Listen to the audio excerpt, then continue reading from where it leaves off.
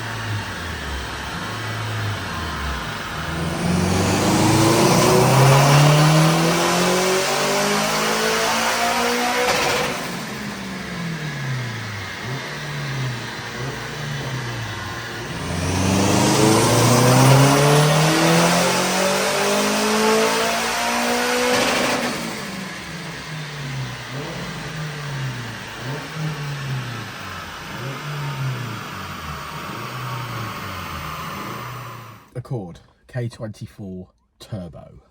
Yeah, this was originally a K20 engine in this car. Had it boosted, engine finally let go on it. So he put a K24 in there, had it forged, and then whoever was doing it, I'm not too sure who was doing it, whoever was doing it said, I've not got time to tune it, or I'm not going to get on it till the end of the year.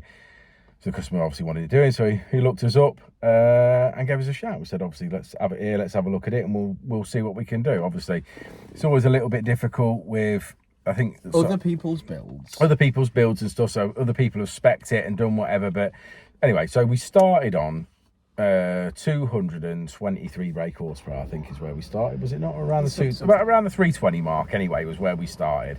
Bearing in mind that was the old map on the old setup. So obviously we were some fueling to do, so we did some fueling and we started to get grips with the software that this was using, which was K-Tuner. Didn't seem to reach a point where we were introducing a little bit of boost and it wasn't seeming to be making any power, and that's always a little bit of a concern for me, because sort of straight off the bat almost sort of went with the fact that it had a, got a restriction. And when we're speaking to the customer, he said, yeah, it always got stuck at 320 and we couldn't sort of make any more power. It was around that figure when it was boosted previously. I said, yeah, it's weird. We're sort of hitting the same sort of brick wall. We're getting 320 faster with less boost, because obviously you've got the K24, not the K20, but we're still sort of hitting this bit of a restriction, so I'm not sure what's going on. Anyway, it turns out that it's got a, I'm going to get it right, normally these have a plastic inlet manifold on it. It's got a version of a K24 with the aluminium housing on it, but it's weird. It starts off really low and then comes up, and it's got a little chamber at the top, and then it goes down and back into the engine. Like a sandwich plate. Yeah, almost like a bit of a sandwich plate in the middle of it.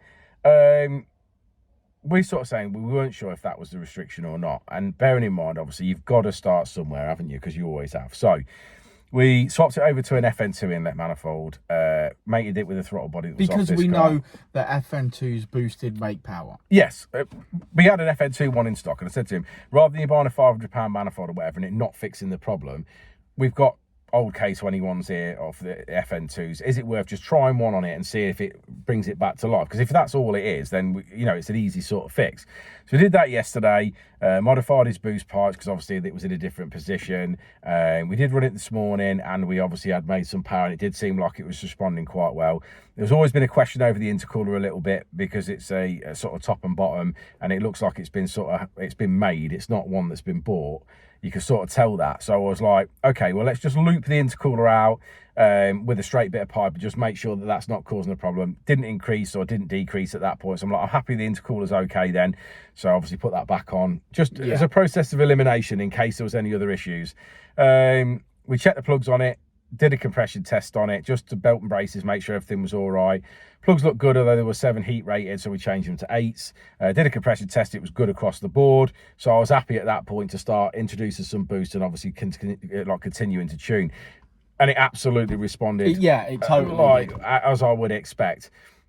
What's put a limit on what we're doing today is we've limited at 14 PSI, and the reason for that is, not obviously because the Forza engine will go way more than that. We are limited because it's only got a 5 PSI wastegate spring in it. So we're obviously ramping it up, and then we obviously reached a point where we're losing boost control. Yeah. So it's starting to flutter and all the rest of it. So 14, it's comfortable there. He wanted 400 brake horsepower was the original figure we talked about. We finished on 403. So I'm really happy with that. The customer's happy with that. He definitely wants to change the wastegate spring, and he wants to push on. But that's going to be a revisit. We'll see it again next year, I would imagine. Yeah, he did say that, didn't he? He said he needs to use it, and then obviously we'll revisit it again next year and push on. But really happy that we've managed to get this sorted, get the power that the customer wanted. The only thing, if I could have my gravy, if you want to put it that way, I'd like to have changed the spring and just got it exactly where it wanted to be. But nevertheless, I think we've done really well with that. Agreed. Do you want to look at this graph? Yeah, let's have a look at the graph. Let's do it. Oopsie. Oh, no. Well, say it with me, guys. Red line is as she came in. Blue line is as she leaves. What a whopping thumper I'm going to call that. That could be code word for the video. Whopping thumper. But there we go. A Cord K24 turbo tuned. And we finish on 403 brake horsepower, which is 357 at the wheels. Not to be sniffed at. That's one hell of a noisy K24 boosted beastie. And we'll see you on the next one, won't we, Rich? Well, indeed. We will indeed. Before, and I'll say it again. Life moves pretty fast.